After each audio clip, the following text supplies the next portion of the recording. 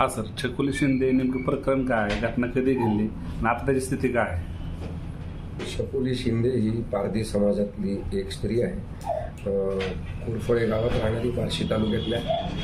पोलिसांनी जी अशी शंका होती की छकुली शिंदे ही काहीतरी चोरी केलेली आहे आणि म्हणून तपासासाठी तिच्या घरी ते गेले.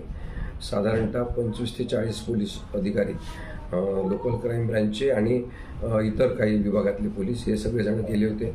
त्यांच्यासोबत महिला पोलीस अधिकारी नसताना त्यांनी छकुली शिंदे ही जी गर्भवती स्त्री आहे तिच्यावर अत्याचार करण्याचा प्रयत्न केला. चौकशी करण्याच्या निमित्ताने तिच्या ब्लाऊजमध्ये हात टाकणे, चोरीचा माल तिने तिथे लपवून ठेवला अशा शंका घेणे.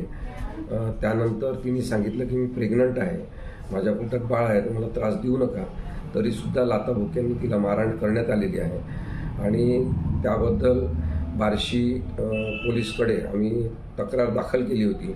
परंतु ती तक्रार त्यांनी दखल न घेतल्यामुळे उच्च न्यायालयात जावं लागलं. तसंच मध्यंतरी मनीष देशपांडे यांच्या मदतीने मानवी हक्क आयोगाकडे सुद्धा तक्रार करण्यात आली होती.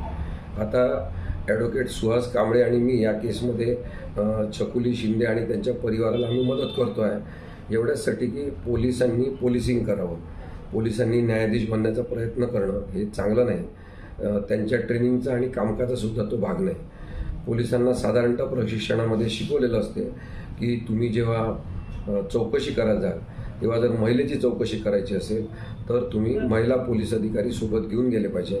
परंतु हे साधी ही गोष्टसुद्धा पोलिसांना पाळता येत नाही, कारण की पारधी समाजातल्या कोणाही सोबत कसंही वागलं तरी चालेल, दलित कम्युनिटीमधल्या कोणाही सोबत कसंही वागलं आणि किती अन्याय केला तरी चालेल, अशी जर काही लोकांची धारणा असेल तर ती समज अत्यंत बेकायदेशीर आहे. आणि त्यामुळे आम्ही अशा पोलीस अधिकाऱ्यांच्या विरुद्ध आहोत जे स्वतःला न्यायाधीश समजायला लागलेले आहेत. म्हणजे आम्हीच पकडणार, आम्हीच न्याय करणार अशा मनोवृत्तीचे जे काही पोलीस अधिकारी आहेत त्याच्या विरुद्ध महाराष्ट्रातल्या सगळ्याच लोकांनी काम केलं पाहिजे. अर्थात अनेक चांगले पोलीस अधिकारी आहेत, त्यांची बदनामी अशा वाईट वागणूक असलेल्या पोलिसांमुळे होते, हे सुद्धा लक्षात घेतलं पाहिजे.